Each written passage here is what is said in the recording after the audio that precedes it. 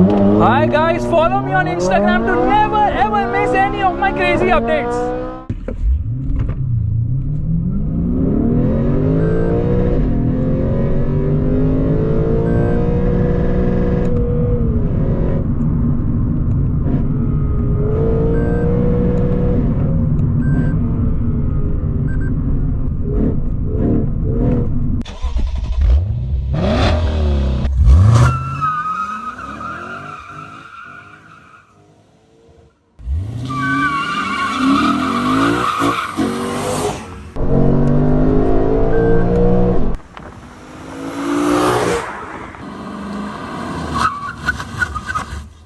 Hi guys and welcome to another vlog. I'm driving this. This is the Lexus RC F. This is to unlock the car, this is to lock the car, and this is to open the boot of the vehicle. The key could be more special, but the RC F is basically based on the IS, and RC stands for Radical Coupe. Straight away, let's open this super duper light engine bay. Look at this. This is so freaking light because it is made of carbon fiber, but this doesn't seem functional to me at all. And you can see the design here. Okay, my fingers have got dirty. Faisal Khan's fingers of truth are no longer fingers of truth. They are dirt of truth. Anyways, fingers of dirt, I mean. You can see there's some different kind of a design here. That is the engine, which looks absolutely stunning. It says F here because this is the RCF. F to Lexus is what M is to BMW. Yeah, that's right. What M is to BMW. Meanwhile, there are strut braces right there. The engine looks so nice. I especially love this blue colored finishing. In fact, yeah, there's this plastic panel there. I don't know why. Anyways, hydraulic struts, of course, and it's so light now because it's made of carbon fiber. With one little finger, I can move it around, and mostly I just bang the hood down to close it. But here, no, all you need to do is, yeah, it's done. It's that easy. Anyways, like I was telling you, this is not functional, but this is actually shared with the LFA. In fact, this carbon fiber hood, the carbon fiber roof, and the carbon fiber spoiler all are part of optional kit, which are made at the same place where the LFA was made. And once the LFA production ended, they decided to use it to make all this. Anyways, triple beam lights look really very nice. This is the Boomerang LED DRL, which also works as the indicator, which you can see at the moment. And here obviously you get a towing hook. It gets cooling ducts here as well as here. Faisal Khan's fingers of truth will not go inside because it will eat me up in order to cool itself, the engine of course. The light has this sort of orange finish on the side. It looks absolutely beautiful at night, and you can see this is the DRL. It also gets headlight washers, which only sprays once when you pull the wiper spray with the headlight on, of course. Meanwhile, it gets front parking sensors but does not get a front camera, and the Lexus logo does not have the blue tinge because this is not a hybrid. You get the spindle grille, which is huge, along with gunmetal finishing around the grille, which also looks quite nice. Just look at the design of the car. It looks so good. However, ground clearance is a bit of an issue. You can see that because this car does not get adaptive dampers, nor does it get air suspension. No, none of that is actually available. Meanwhile, from the side, it looks even better. You know, it's a two-door, 2+2 coupe. Sloping roofline, of course. What a beautiful looking car. But because of the carbon fiber finishing now, cops keep catching you all the time thinking that have you changed the color of the car? Show me the papers. What is the original color? But actually, they're just interested to know what this car is about because they've never seen it. F badging here. Okay, these are BBS forged wheels. There are 3 wheel options and all of them are forged. You won't believe that. Anyways, the tire size at the front happens to be a 255/35/19, and I love the design of the wheel. Just look at it. Okay, the way it has been done, it's so amazing. Yellow colored brake calipers with F written on it, and you can see the size of the disc. Oh my god, that is humongous. Those are 15-inch discs with 6 piston calipers.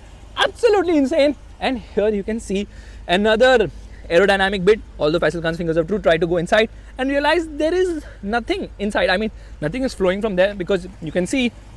Can you see anything flowing from there? Absolutely not. But I think it's sort of an air curtain which kind of helps. Now here there is an indicator, and the mirrors actually open when you unlock the car at night. Nice aerodynamic treatment. I don't know how much of it works actually. In fact, at night when you come close to the car now, automatically there is a light here. Okay, sort of a light here which turns on. There's light from below the handle as well, which is sort of a guide light that turns on, and the inside light also turns on without you even removing the key from your pocket. So it realizes the key is in your pocket, and then it will do all of this as well. The rear tires are obviously bigger, 275/35/19s. Oh my god, I love the wheels, they're so good.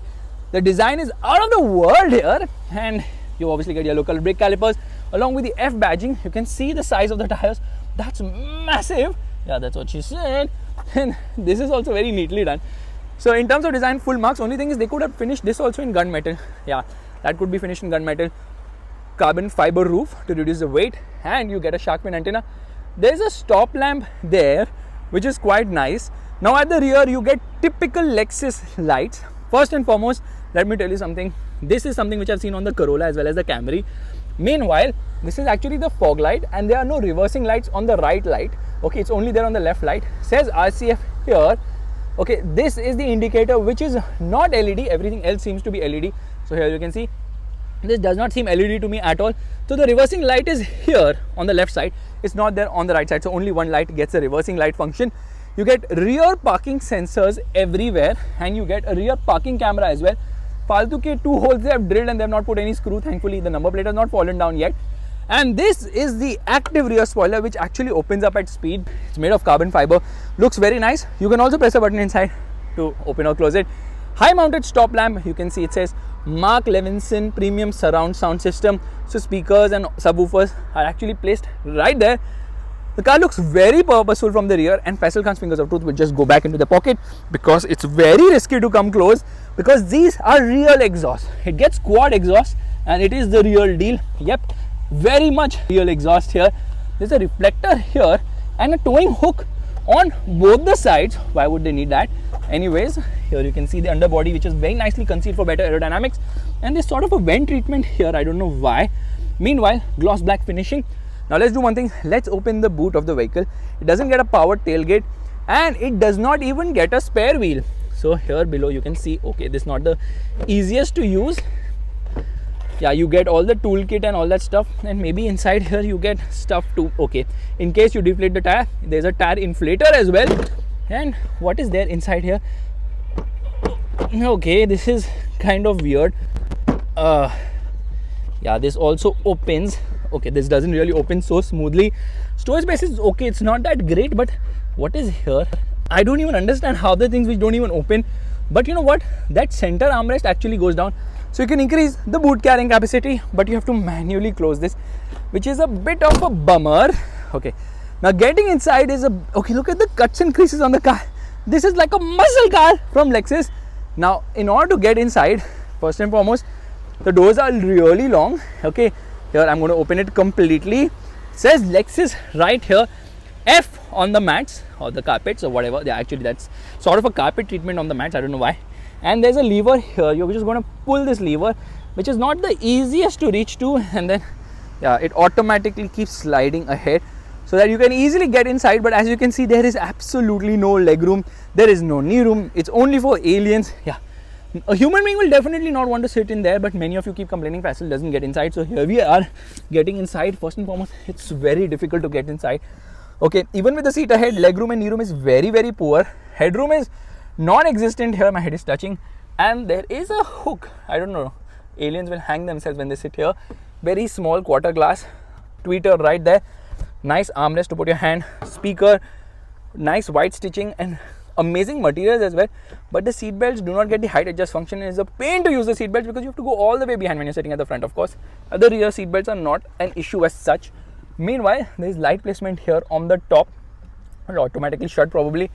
Seats are nice and comfortable, but no heads for the rear passengers because there's no space only. It's a good they didn't waste money on adjustable headrests. Actually, none of the headrests in the car get adjust function as well. It says F here on the center, sort of an armrest, and this opens to reveal 2 cup holders as well, and one of them just came out. I mean, this center partition came out with so much enthusiasm. I pulled it. Now I have to put it back into place. Here we are, and there it is. That's fine. So there's a center armrest. I don't know how optimistic Lexus is, but this thing also opens. Yeah, they could have just had a better mechanism for all this, and this thing also opens somehow. I'll have to figure that out as well. Oh, it says F on the headrest as well, which says F you for coming here to sit. Side curtain airbag, because this car has got 8 freaking airbags. Meanwhile, Lexus is so optimistic, it's also given rear AC vents. I don't know for whom. There's a big hump, so 3 people cannot sit in, 2 people cannot sit in, even a single person cannot sit in at the rear. And there are some holes inside so people can see from here. No, this is just for air to flow to your neck probably. Oh my god, this is such a cumbersome place. Anyways, if I try to put this back into place, Okay, it's raising, it's coming. Please don't come back. Oh no, it is. Oh my god, I am. No. Oh my goodness, don't do that. Oh, thankfully it has a sensor. It touched me, it sensed, it went ahead, or maybe that's how it works. You can see the dashboard design is absolutely fantastic on this car. It looks really nice, but it kind of looks old now. I cannot deny that fact. So, metal finishing, in order to push this here, I just do that. They've made this very nicely only for the rear occupant to use it. When you're at the front, it's very difficult to use it somehow, and it's as bad here as well. Yeah, if you want to get from the driver's side. Thankfully, there is this handle you can hold on to, which has come out at the moment, so I need to fix that as well. And then you can just, okay, this is to move it ahead or behind, not to take support when you're getting out of the vehicle. A very nice finishing. Can you see that finishing? It's absolutely stellar as well. Okay, this is going to be a very difficult exercise to get outside this car. Oh my god, they've made it really tough for people to get in and out from the rear, but you can see, otherwise rear seats look very comfortable and nice, and obviously you get ISOFIX child seat mounts as well. Let me put this back into place, and there it is going to go back. You can see this also moves. Yeah, that's right. The seatbelt buckle also moves, so I'm just going to make you notice that once again. We'll do it on the other side actually. Tells you what exactly is the weight of the car, and yeah, I think tire pressure is going to be set on the other side. Meanwhile, this co-driver gets 8-way power adjust. Seats look really nice at the front. Obviously, these are sporty seats with F written here on the headrest. And okay, this is to turn on and off the co-passenger airbag. They have put carbon fiber on the inside too, here as well as here. To open the glove box, all you need to do is press this button, and there the glove box opens, which is decent size but filled with a massively fat book of Lexus, which is the manual, of course, which is around, what the freak, it is 724 pages big. Who is going to sit and read this? By the time I finish reading this, the value of the car will depreciate so much that this book will cost more than the car. Just kidding. And no, that's not all. There's another book which is for the infotainment system, navigation and multimedia owner system, which is how many pages? 412. I prefer online classes, honestly, after seeing this book. Let's shut this. No hard plastics as such. It's kind of on the softer side, and Lexus did continuous AC vents before anybody even thought about it. Obviously, AC vents are here, and you can just press this to close them. Nice gunmetal finishing right there. Yeah, hard plastics lower down. It says SRS airbag here because the co-passenger also gets a knee airbag, and beautiful finishing. The center console is massive. Well, that's what she said. Anyways, you obviously get a mirror here along with a light. You get a handle to hold on to here. Same is the case there as well. And there's some really nice bits. So what you're going to do, we are going to get out of the car. You can see this is chintu mintu. The door pockets are really very small, and they have this beautiful sort of an Alcantara finish on the door pads as well, with the white stitching and this beautiful silver finishing as well, and then beige and then black stitching and then carbon fiber. Wow. And then obviously the speaker, you know what, it gets ambient lighting which actually comes out from here at night, and when you unlock the car, the footwell also lights up. The color is yellow, of course, because I don't know why it's yellow, but that's the only color for the light inside the cabin. There is no other color, so there's no proper ambient light, so to speak of. Anyways, let's get inside. First and foremost, here somehow the lever is more easily accessible, and when you press this, okay, it is going all the way ahead. When you push it back, you can see the seatbelt mechanism moves. Right now it's not moving because I didn't push the seat all the way ahead, so we are just going to do that. Let it go all the way ahead. Meanwhile, there is actually a puddle lamp here, which is useful at night, and the usual bits on the other door as well. However, the real fun is when you put the window down, because frameless doors for the win, they look super duper nice. And you see this thing actually comes up a bit. Why is it not coming up right now? Okay, maybe it does it in the Audi e-tron which I was driving recently. I'm just getting confused at the moment. So frameless doors look fantabulous. Just look at it. This car attracts attention wherever you go. Trust me, people look at it all the time. And here you get information for the tire pressure you need to maintain. I'm just going to push this back into place. Okay, the seatbelt mechanism is not moving here, but it moved on the other side, which you saw. Now the driver's side gets a 10-way power adjust, and you get proper metal pedals as well. Meanwhile, that is actually the handbrake of the car. I'm not kidding. It says SRS airbag here. That is to open the boot of the car. That is to open the hood of the vehicle. And this is for the parking sensors, and that is to deploy the rear wing. These are the buttons for the trip information and all that stuff. You can like trip the odometer or the trip meter using that. And this is to increase or decrease the illumination of the instrument cluster.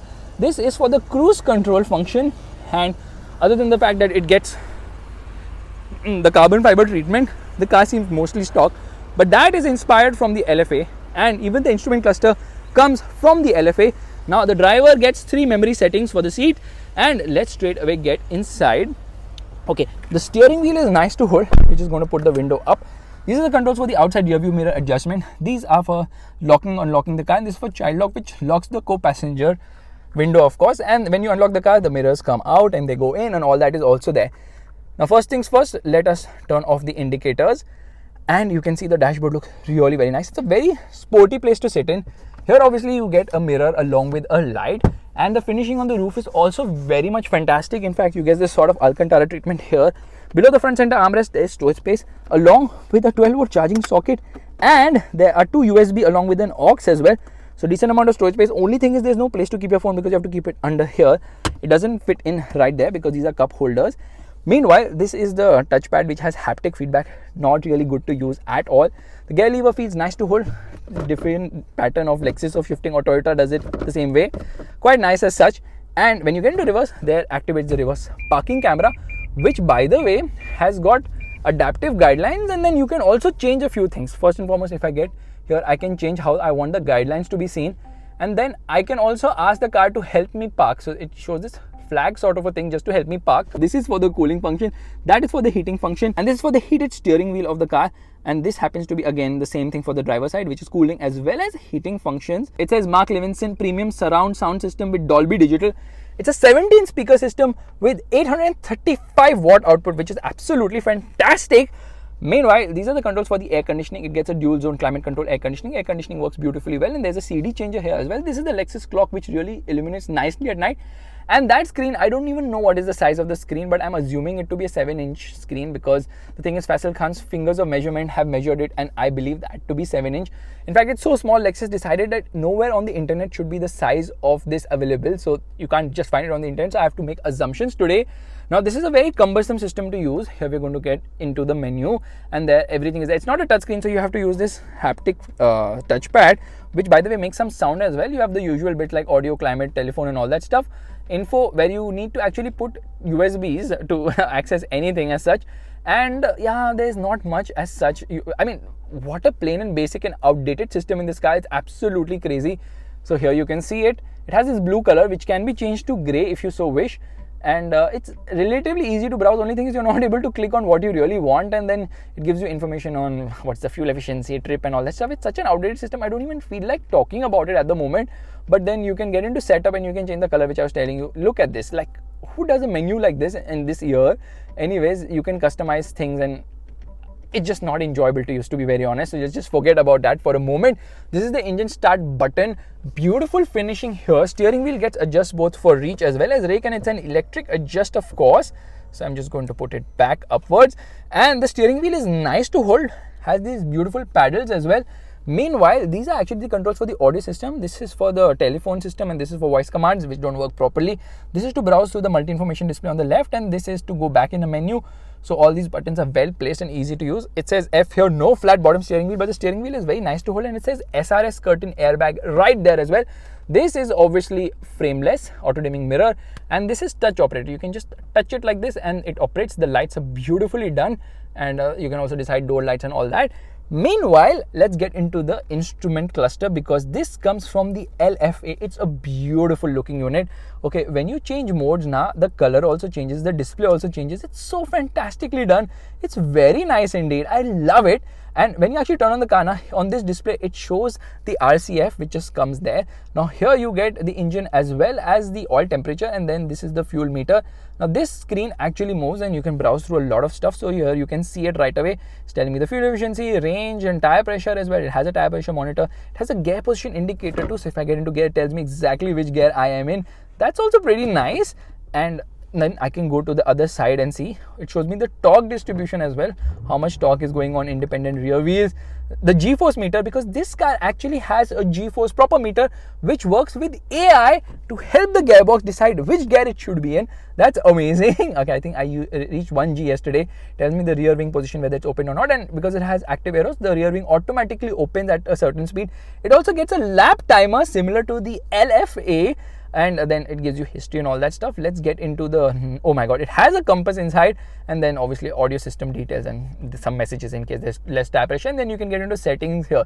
So a very nice and basic system, which could be better in terms of the way it's used, but it's simply easier to operate. And then you have a speedometer, which is chintu mintu, because the whole focus is on the tachometer, and then it's telling me what is the TVD like. So this is the button for the TVD, which I'll talk when I'm driving the car. This is for the snow mode. So there's a snow mode, and there's a button for the traction control, and this is the drive selector. You can decide which mode you want to drive the car in. And that's not all, because you know what, when you actually turn on the car, it shows this Lexus logo coming on the screen very nicely indeed, which is again fantastic. It moves the steering wheel position automatically when you get inside the car. It's like a welcome thingy going on, and we will just get outside. So a lot of interesting bits in this car, very thoughtfully done. Let's just shut this, and I'm going to lock the car, and let's see if, okay, there the outside rear view mirrors close. We're going to use this button to see if the windows actually come down, and I've kept the button pressed. Windows are not coming down. I am getting very disappointed. Faisal Khan's fingers of pressing buttons is not really happy with the fact that the windows don't roll down with the press of a button. When you get into reverse, the mirrors automatically move position as well, which is kind of cool, and that happens for both the mirrors, the left one as well as the right one.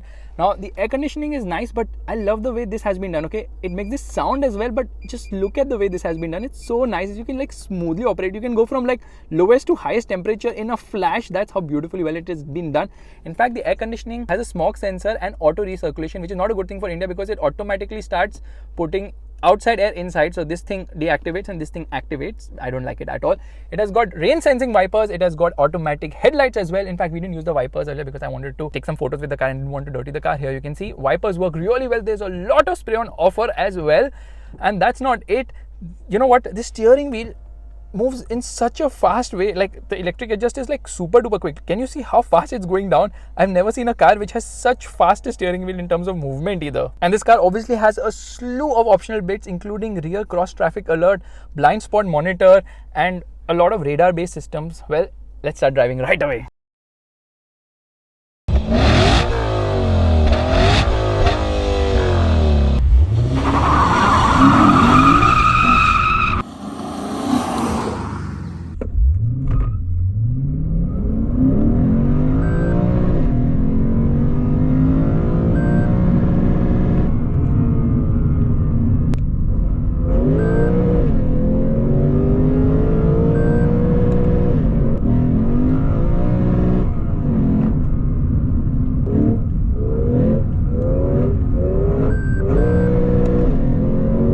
Alright, we're all set to go, which means first and foremost I'm going to turn off the air conditioning. We're also going to shut the vents because mysteriously some amount of air comes from I don't know where.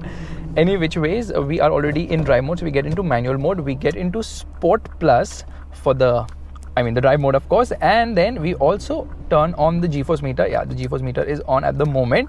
Meanwhile, we're not going to turn off the traction control. TVD, we'll just keep it standard for the moment, and we roll off smoothly. Hazard lights off. I'm not going to get hard onto the throttle just yet because we will do that ahead.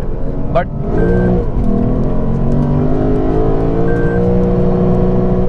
you know what? It does not hold on to a gear in first gear in manual mode, but it does from second onwards. That's kind of weird. So we're just going to come to a halt, left foot on the brake and right foot on the accelerator. We are going to launch it quite aggressively, but I'm not going to turn off traction control, which I will tell you later. We're just going to get into manual here and box down. Traction control light was continuously flickering as well. So this is a fantastic engine. You know why? Because this is a 5-liter V8. It's naturally aspirated. This engine does not have asthma, so it does not need an inhaler like other engines. That's the reason why this whole character of this engine is. In fact, you won't believe it, Yamaha has actually designed the cylinder head. That's the reason why this engine has this character of, you know what, a very weak bottom end, a decent mid-range, and an absolute stupendous top-end rush. Trust me on this. The more you rev it, the better it gets. In fact, power delivery is linear, but you know, this is how an engine should be. You need to really get hard onto the gas to appreciate the performance on offer. And it has 467 horsepower, which comes in at 7,100 RPM. Meanwhile, the torque output is 523 Newton meters, which comes in at 4,800 RPM. You can see everything comes really high up in the rev range. We're going to come to a quick halt because I think the camera has moved a bit.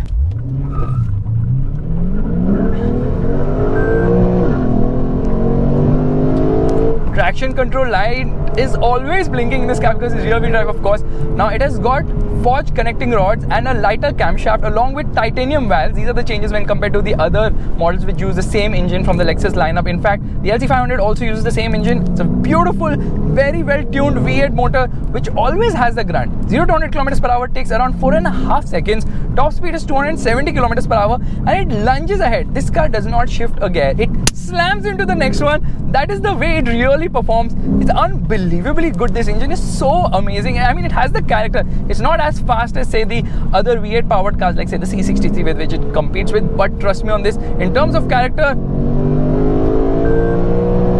it is very hard to top up on this. In fact, you know what, when you get into manual mode, which we are in right now, it will shift in first gear, but beyond first, it will hold on to a gear at 7,300 RPM. So like I was telling you, bottom end grunt is kind of weak here, mid-range is good, but beyond 4,000 RPM, this is a different animal altogether, and that's when the engine's VVTI or variable valve timing or whatever kicks in, because it does with such ferocity. It's absolutely insane. Past 4,000 RPM, it sounds like an absolute mad machine and also rockets all the way. So 5,000 RPM, it becomes madder, and it becomes the maddest at its red line of 7,300 RPM. That's a very high red line.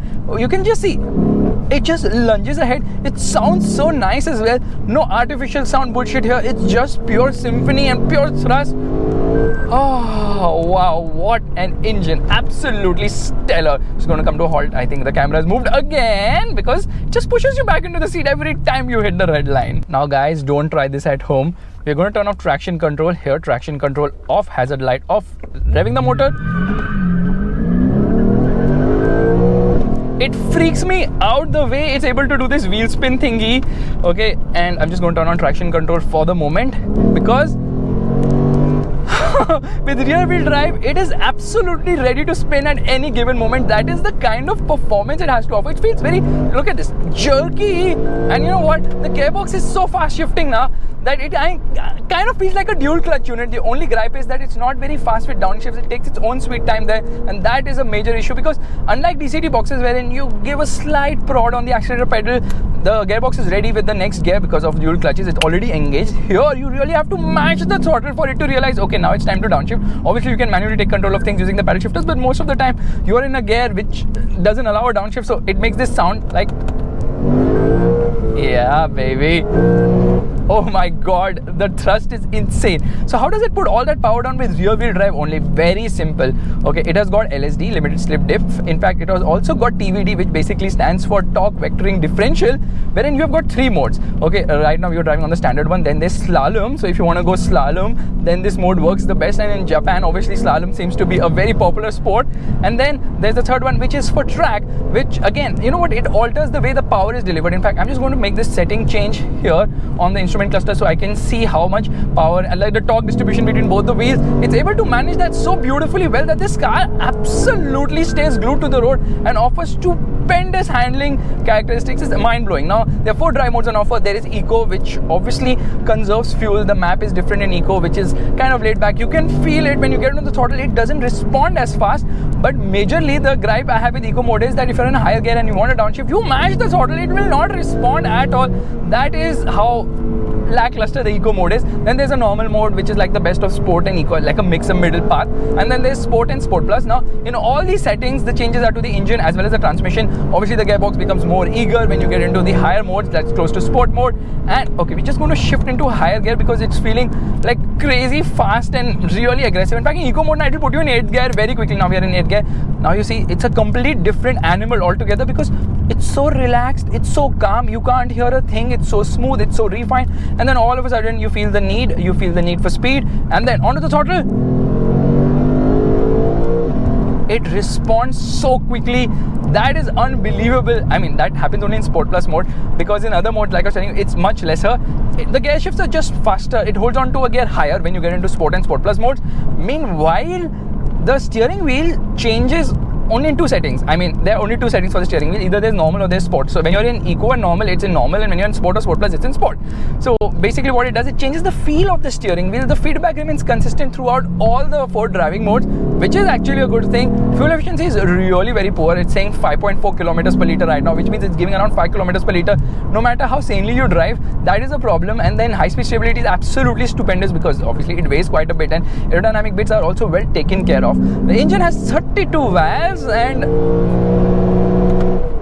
the sound has been specially tuned, which can be felt because it sounds so good. It sounds amazing. It is next level sound. I mean, how do they get the sound so right, so nice, and so... I mean, it's an oral pleasure. It's like an in your ears. That's the kind of sound this car produces. Left foot on the brake, right foot on the accelerator, revving the motor, and off we go.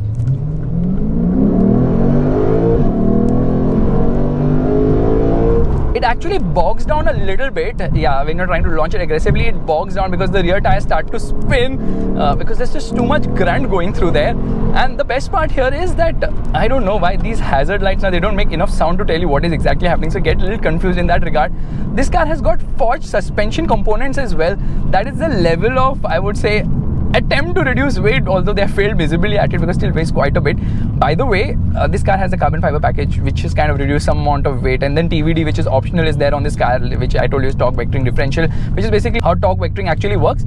Basically, it shuffles torque between the rear wheels to prevent any sort of understeer, thereby giving more power to the outside wheel when you're cornering, just to ensure that it has better traction and all that stuff. It just works fluidly well, really keeps the car glued to the road. And you know what, there is no car of this kind, like a 4-seater coupe, which has the level of composure around a corner, right? Especially on corner exits, because it feels unbelievably composed and unbelievably grippy and stable when you're trying to exit a corner at speed, of course. So here we're going to take a quick U-turn where I can tell you that the turning radius is okay, fine, but you know, the beauty of exiting corners is that firstly there is a lot of grip. TVD works beautifully well. There's good amount of traction. Even though this is rear wheel drive, it is just so quick to exit a corner. That's thanks to the engine, because it doesn't have a turbo. So when you're exiting a corner, when you mash the throttle, all of a sudden nothing's going to spool up and nothing's going to like send too much power to the rear wheels and make them scramble for traction, and then traction control is going to kick in and going to stop you from spinning, and all that shit doesn't happen. It's just pure, easy, predictable engine power delivery, wherein the more you rev it, the more it rewards you, the faster it goes. It's very simple. It's how an engine should be. It's how a motorcycle engine is usually, and that is why Yamaha was involved in developing the cylinder head of this car. Simple, plain, basic stuff, nothing complex. And that works so well on this car. You can, oh my goodness, the downshifts are so satisfying. You heard that sound. Firstly, the cabin is so well insulated, you can't really hear much inside, and then the sun is right in my face, so the camera is a bit burnt out, so we're going to stop and restart again. So now we are going to get into a different mode. This is eco mode, and I'll demonstrate that some amount of wheel spin in eco as well. But you can feel the car is kind of slowed down at the moment, so we're just going to get into the, okay, press this button and we are into normal mode right now. And normal mode seems like the best bet for most people. But then you are buying this car for the fun of it, not for just going from one place to another. So let's get into sport. Now, this is not Sport Plus, this is Sport. The difference between Sport and Sport Plus isn't like a world apart, but yeah, you can feel it that it's so much better than eco mode. Okay, I'm just going to get into eco mode here, and now I'm just going to get into maybe 8th gear, and I'm going to slam onto the, come on, yeah, you saw it took 2 years for it to decide that now I need a downshift, otherwise it's just like so lackluster in eco mode, this gearbox. I'll tell you, the engine is fantastic. The only fly in the ointment is this gearbox. It's a torque converter unit, but it just does not give you the downshift at the speed which you expect. And then, okay, fine, in eco mode I can forgive it, but in regular driving mode also, like in sport mode also, it's like, I'll take my own sweet time to get there, but then, yeah, come on. It genuinely pushes you back into the seat no matter what the mode is, because this 5-liter engine is super duper refined and super quick and super punchy as well. Absolutely stunning performance, which means that we have to grow the balls to launch it into Sport Plus with the traction control off. And here we are, left foot on the brake, right foot on the accelerator, traction control off, revving the motor. Yeah, that is how sideways it goes. Traction control is very important, and although it doesn't turn off traction control completely, otherwise you'll be on the opposite lane already, it does turn off traction control to quite an extent, where the rear wheels will be scrambling for traction and spinning all the way and even spin the car. I had to let go of the throttle, otherwise trust me, this car would be like Yeah, this car can drift very easily because that is the level of grunt and offer. No matter how many 0 to 100 km/h runs I do, I just want to do more and more and more of them because this is so fantastic. But then this car is also about how good it is to corner, and trust me, it is actually a joy there. So let's do one thing, let's hit the curves. Now we're going to drive this car through a pair of twisties and off we go. Oh my god, it revs really nice and fast, and the steering wheel is fantastic as well. See the kind of fluidity it has. You can really push the car around the corners as well because the balance is absolutely surreal here. Fantastic. All the weight distribution is not 50-50 because it's more front biased weight. I think it's around 54.6 at the front and 44, whatever. I don't know the mathematics of it, but yeah, I know it's more towards the front, the weight, obviously because the humongous engine is there right ahead. However, one thing I've noticed, because I put luggage in the boot right now, the weight distribution is balanced. I'm just kidding, but yeah, that could be a possibility. Look at the way oh my god. Wow, and the brakes are not that great. Yeah, a little disappointing because they don't offer you that feel and feedback which you would expect, and you know, you're like, okay, now it's going to stop. It doesn't really, I mean, these brakes are huge on this car, no doubt about it.